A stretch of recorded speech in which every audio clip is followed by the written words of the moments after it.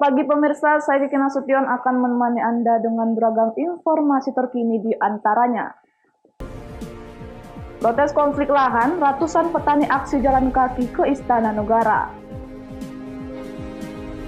Menuju new normal, Samosir dikejutkan warganya terpapar COVID-19. PPDB online Sibolga terapkan protokol kesehatan COVID-19. Selain cuplikan berita tadi, kami juga akan menghadirkan beragam informasi lainnya. Pemirsa, kita jelang sumut hari ini pagi selengkapnya.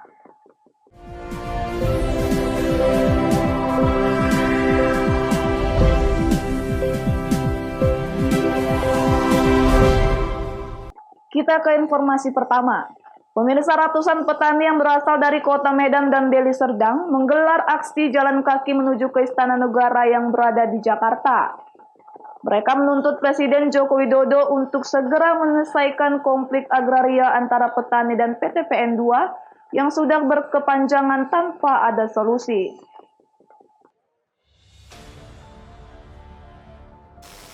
Dengan membawa spanduk dan poster yang berisikan tuntutan para petani yang digantung di leher, mereka berjalan menuju keluar kota Medan dengan mendapatkan pengawalan petugas kepolisian. Sambil berjalan mereka berorasi agar pemerintah harus hadir dalam konflik agraria yang ada di Provinsi Sumatera Utara, khususnya di daerah Simalingkar dan Semencirim Kabupaten Deli Serdang. Di lahan tersebut, Serikat Petani Simalingkar Bersatu sudah menggarap lahan seluas 350 hektar sejak puluhan tahun lalu dan saat ini sudah ditanami petani dengan berbagai tanaman dan banyak yang bergantung ekonominya di lahan tersebut. Bahkan ada yang telah keluar surat SHM-nya oleh BPN. Namun pihak PT PN 2 masih terus melakukan pengerusakan tanaman milik para petani. Sebelumnya lahan tersebut diduga telah habis izin HGU-nya dan dibiarkan kosong.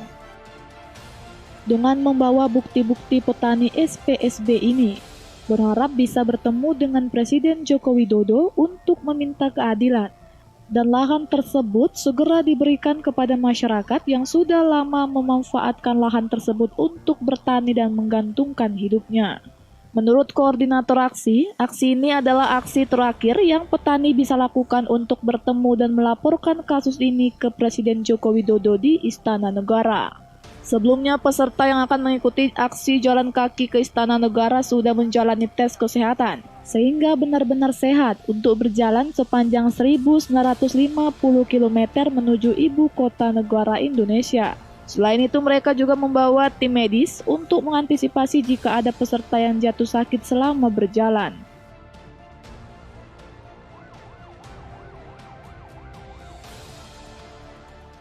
Ya, persiapan kita sudah matang. Peserta kita ada 200 orang yang akan jalan kaki ke Jakarta. Semuanya dilengkapi dengan surat kesehatan, kemudian juga jas hujan, kemudian tikar, kemudian juga logistik kami semua sudah siap. Seperti itu. Sampai di Istana Negara apa yang mau disampaikan? Yang jelas kami pengen sekali agar Pak Presiden tahu bahwasanya konflik agraria di Sumatera Utara belum selesai. Bahwasanya redistribusi tanah, pemberian negara kepada rakyat, bekas HGU PT PN ataupun HGU aktif yang di dalamnya ada masyarakat ribuan dan sudah puluhan tahun di sana belum dapat hak sama sekali. Mereka berharap aksi ini segera mendapatkan perhatian dari pemerintah, khususnya Presiden Joko Widodo, agar segera menyelesaikan kasus konflik agraria yang banyak terjadi di Provinsi Sumatera Utara. Wahyu Pratama melaporkan untuk Evarina TV. Jenazah pasien positif COVID-19 dibawa keluarganya dari Rumah Sakit Royal Prima Medan untuk dikuburkan di pemakaman umum dekat rumahnya di Medan, Johor. Namun keluarga menolak jenazah anggota keluarganya dimakamkan di tempat pemakaman umum khusus COVID-19 karena hasil swab test ketiga belum diketahui hasilnya.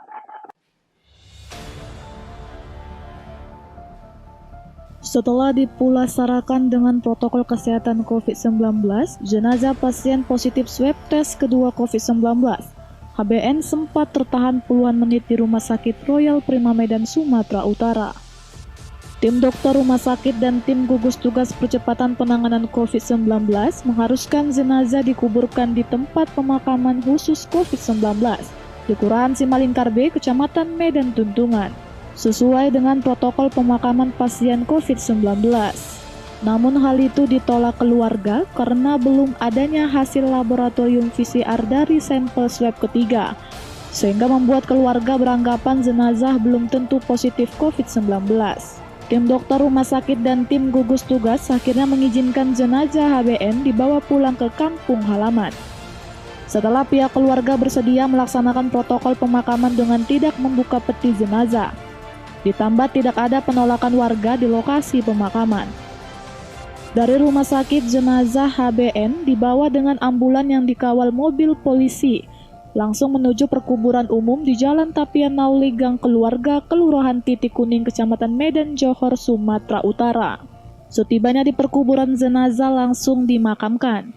Puluhan warga menyaksikan dan membantu proses pemakaman. Dilanjutkan doa bersama anggota keluarga yang ditinggalkan termasuk istri HBN. Kepala Lingkungan 15 Kelurahan Titik Kuning membenarkan HBN dinyatakan positif COVID-19. Hasil pemeriksaan laboratorium PCR pengambilan sampel swab tanggal 14 Juni 2020.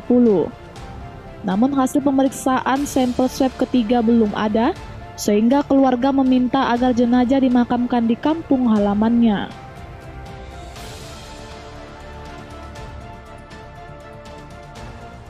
Kami atas nama Lingkungan 15 Kelurahan Titik Kuning, masyarakat sini sepakat untuk jenazah dikuburkan di Lingkungan 15. Kalau riwayat di rumah sakitnya bisa cerita, Pak? Dia sakitnya awalnya sakit gulanya ini, dibawa ke rumah sakit sama anaknya. Di sana dites, kalau keterangannya pertama masih negatif, baru yang kedua positif. Sementara itu, gugus tugas percepatan penanganan COVID-19 Provinsi Sumatera Utara menyayangkan dimakamkannya jenazah positif COVID-19 di pemakaman umum, karena pemerintah telah menyediakan pemakaman khusus untuk mencegah penyebaran penyakit COVID-19 pada anggota keluarga maupun masyarakat. Namun bagi jenazah yang terlanjur dibawa pulang keluarga, gugus tugas meminta agar protokol kesehatan pemakaman jenazah COVID-19 tetap dijalankan. Itu sudah menyalahi prosedur protokol pemulasaran jenazah ya. Itu risikonya dia bisa memperluaskan penularan COVID-19 di lingkungan keluarga yang mengurus jenazah. Untuk itu kita perlu melakukan tracking nanti ya. Dari gugus tugas sendiri apa tidak ada tindakan, Pak? Ya, nanti akan kita tracking siapa saja yang akan kita periksa yang berhubungan dengan kontak erat dari penderita COVID yang meninggal tadi. Selain HBN yang berusia 57 tahun, Kepala Lingkungan 15 Kelurahan Titik Kuning menyatakan istri HBN AI juga dinyatakan positif COVID-19. Hasil pelacakan dan pemeriksaan swab test yang dilakukan puskesmas setempat, namun masuk kategori orang tanpa gejala karena tidak sakit hingga saat ini. Daniel Pekuali melaporkan untuk Evarina TV.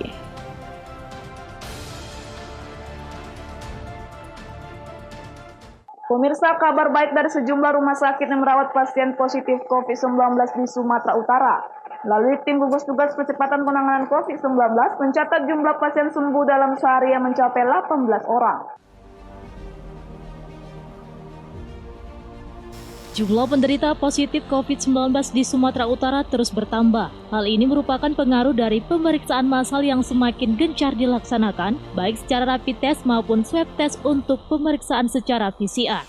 Berdasarkan data gugus tugas percepatan penanganan COVID-19 Provinsi Sumatera Utara menunjukkan, jumlah total penderita positif COVID-19 mencapai 1.356 kasus. Jumlah ini mengalami penambahan sebanyak 69 kasus dibandingkan hari kemarin. Juru bicara gugus tugas percepatan penanganan COVID-19 Sumatera Utara, Mayor Kes Dr. Wiko Irwan menyatakan, jumlah kasus sembuh mencapai 291 orang. di mana pada hari itu total penambahan jumlah penderita yang sembuh sebanyak 18 orang. Angka pasien sembuh tersebut merupakan jumlah paling besar dibanding hari-hari sebelumnya. Ada kabar baik, jadi sembuh sebanyak 18 dalam satu hari. Ini merupakan rekor sembuh terbanyak selama masa pandemi di Sumatera Utara. Namun demikian, COVID positif juga bertambah lumayan banyak, 69 orang. Jadi total sampai hari ini 1.356 kasus COVID positif. 83 diantaranya meninggal dunia dan 291 sembuh. Walau demikian, penderita COVID-19 yang meninggal dunia telah mencapai 83 orang, yang artinya tingkat kematian mencapai 6% dari total kasus positif COVID-19 di Sumatera Utara. Daniel Pekwali melaporkan untuk Elvarina TV. Sumut hari ini masih akan kembali sesaat lagi, tetaplah bersama kami.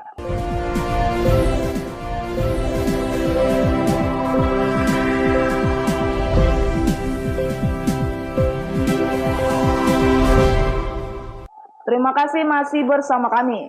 Pemirsa, pemerintah Kabupaten Samosir bersama Forum Komunikasi Pimpinan Daerah serta pimpinan OPD di jajaran pemerintah Kabupaten Samosir belum lama ini telah melaksanakan rapat pencepatan untuk penerapan new normal. Namun pemerintah dan warga sontak dikejutkan adanya warga yang terpapar COVID-19.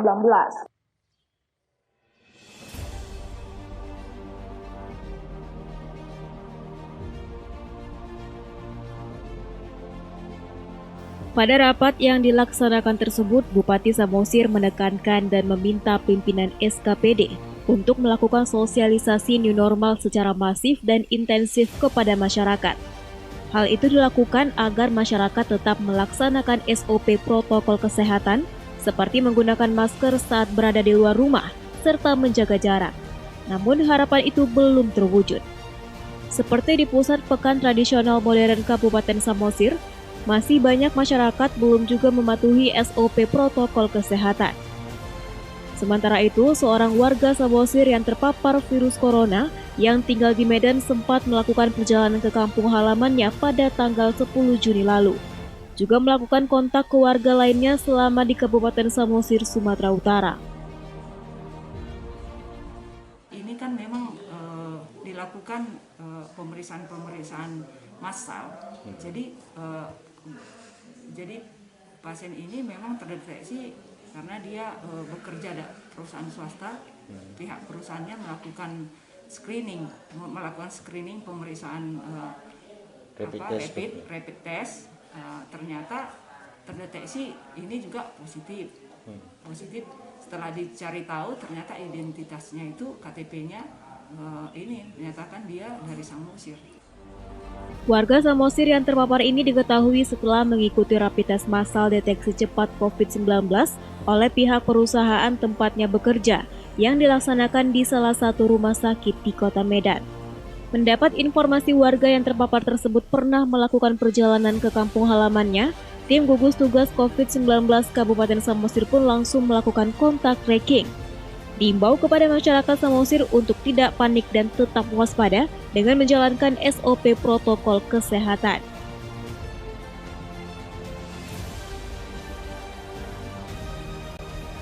Junjungan Marpaung melaporkan untuk Elvarina TV.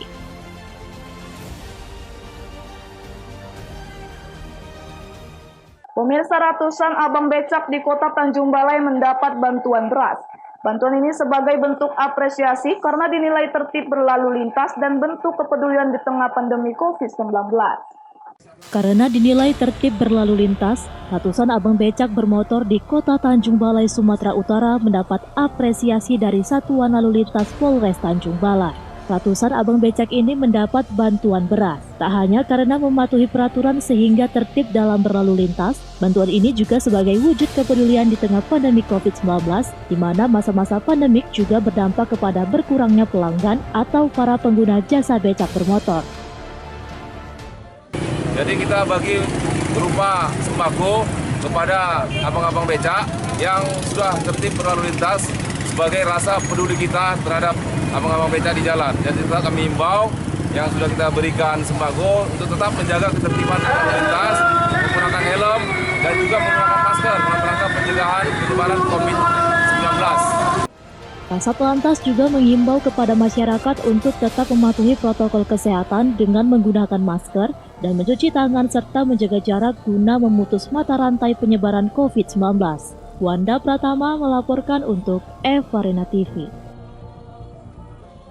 Seorang pelaku bajing loncat yang mencuri besi bangunan dari truk kontainer dan sempat viral di media sosial Jumat pagi berhasil ditangkap Satreskrim Polres Pelabuhan Belawan. Sebelumnya polisi juga telah menangkap 3 orang rekan pelaku. Pelaku kejahatan jalanan yang meresahkan masyarakat ditangkap Polres Pelabuhan Belawan. Pelaku MI merupakan kawanan bajing loncat yang sempat viral saat mencuri sejumlah besi bangunan Jalan Pelabuhan Raya, Medan Belawan pada Oktober 2019 lalu. Pelaku diamankan di kawasan persimpangan Jalan Palu Perta Medan Belawan saat sedang nongkrong. Dari tangan pelaku, polisi mengamankan barang bukti sejumlah besi bangunan dan 1 buah balok kayu yang digunakan untuk melukai korban. Penangkapan pelaku terjadi setelah sopir truk yang merupakan korban bajing loncat melapor dan dilakukan pengembangan setelah 3 rekannya ditangkap Oktober lalu. Kapolres Pelabuhan Belawan mengatakan, dalam pengungkapan kasus kejahatan jalanan seperti bajing loncat yang selalu beraksi di persimpangan jalan dan selalu berpindah tempat di kawasan hukum, Polres Pelabuhan Belawan berhasil ditangkap. Pak, untuk bajing loncat sendiri Pak ada berapa banyak Pak? Ada 4 kasus bajing loncat. Itu untuk penangkapannya mereka beraksi di mana aja Pak? Di wilayah Polres Pelabuhan Belawan, ya, di persimpangan, di tempat-tempat rawan yang selama ini sudah kita jaga. Mereka pindah di tempat lain, namun tetap kita pantau, tetap kita tangkap. Kini pelaku menyusul 3 orang rekan sebelumnya harus mendekam di sel tahanan Polres Pelabuhan Belawan. Pelaku terancam pasal 363 ayat 1 KUH Pidana dengan hukuman maksimal 9 tahun penjara. Wahyu Pratama melaporkan untuk Evarina TV. Sumut hari ini masih akan kembali sesaat lagi, tetaplah bersama kami.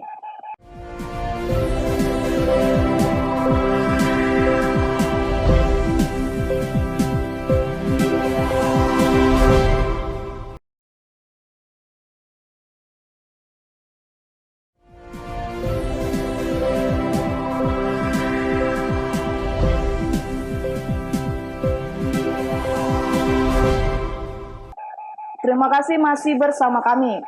Pemirsa, Dinas Pendidikan Kota Sibolga menginstruksikan setiap sekolah yang melakukan penerimaan peserta didik baru diwajibkan menerapkan protokol kesehatan COVID-19. Hal ini guna memutus mata rantai penyebaran wabah COVID-19. Seperti di Sekolah SMP Negeri 1 Kota Sibolga, setiap orang menyerahkan berkas persyaratan pendaftaran peserta didik baru wajib mengikuti protokol kesehatan COVID-19 yang diterapkan petugas di pintu masuk, seperti wajib mengenakan masker dan mencuci tangan. Tidak hanya itu, para peserta didik baru yang datang dengan orang tuanya harus tetap menjaga jarak. Penerapan sistem aturan protokol kesehatan COVID-19 dilakukan untuk memutus mata rantai penyebaran wabah COVID-19 di Kota Sibolga. Kita menerapkan seluruh protokol kesehatan yang dianjurkan oleh pemerintah. Semuanya kita laksanakan, Pak, sesuai anjuran pemerintah. Seperti apa itu, Pak? Nah, contohnya yang salah satunya adalah wajib memakai masker. Nah, itu kita wajibkan seluruh orang tua ataupun siswa yang mau mendaftar harus pakai masker. Kemudian mengukur suhu tubuh setiap yang masuk ke sekolah melalui alat yang sudah disediakan sekolah, kemudian melaksanakan cuci tangan dan menjaga jarak, social distancing. Sementara itu, pada PPDB online tahun ini, SMP Negeri 1 Kota Sibolga menyediakan 8 ruang kelas bagi peserta didik baru. Baharudin Simadulang melaporkan untuk Evarina TV. Pemirsa, Satres Narkoba Polres Pematang Siantar, Sumatera Utara berhasil mengungkap 5 tersangka jaringan narkoba jenis sabu dan ekstasi dari 4 lokasi berbeda. Penangkapan para tersangka narkoba bertujuan memutus jaringan narkoba yang marak dan meresahkan warga di wilayah hukum Polres Pematang Siantar.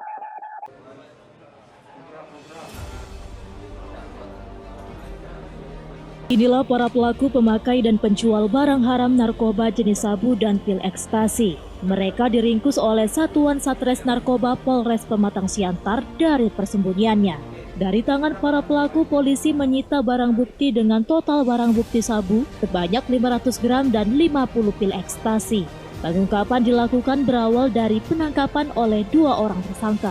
Melalui interogasi kepada kedua tersangka, polisi menangkap pelaku lainnya. Setelah berhasil mengungkap para pelaku dan barang buktinya, Sat Narkoba Polres Pematang Siantar berhasil mengungkap jaringan kasus narkotika jenis ganja seberat kurang lebih 8 kg dari 2 tersangka. Dari hasil perburuannya, Sat Narkoba Polres Pematang Siantar menyita barang bukti seperti 62 paket diduga jenis ganja, 4 bungkus narkoba jenis ganja, 2 buah gunting, 1 buah pisau cutter, 15 potong kertas nasi, dan 1 unit HP merek Samsung. Kompol David Sinaga mengatakan dari hasil penangkapan yang dilakukan oleh Sat Narkoba Polres Pematang Siantar pada bulan Juni adalah narkoba jenis sabu sebanyak 500 gram dan 50 butir pil ekstasi dan ganja kurang lebih 8 kg. Satres Narkoba Polres Pematang Siantar di bulan Juni yang sudah kita gelar tadi press release, kita ini yang menonjol aja dengan jumlah barang bukti yang fantastis. Untuk jumlah barang bukti sabu yang kita amankan bisa kita sita sebanyak 500 gram ataupun setengah kilo ya, jenis sabu. Kemudian ekstasi ada 50 butir. Kemudian juga tadi malam kita amankan untuk narkotika jenis ganja sebanyak kurang lebih 8 kilo ya, karena dia bentuk bal ada 7 kilo, kemudian pecahan-pecahan lagi yang sudah sempat dipecah ada sekitar kurang lebih 1 kilo.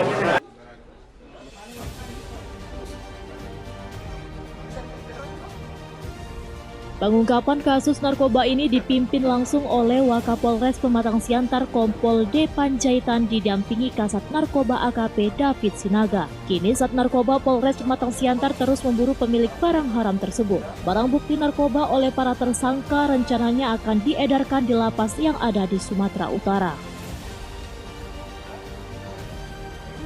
Ebit Masder melaporkan untuk Elvarina TV. Pemirsa, demikianlah rangkaian informasi dalam Sumut hari ini pagi ini. Saya Kiki Nasution mewakili kerabat kerja yang bertugas pamit undur diri. Terima kasih atas kebersamaan Anda dan sampai jumpa.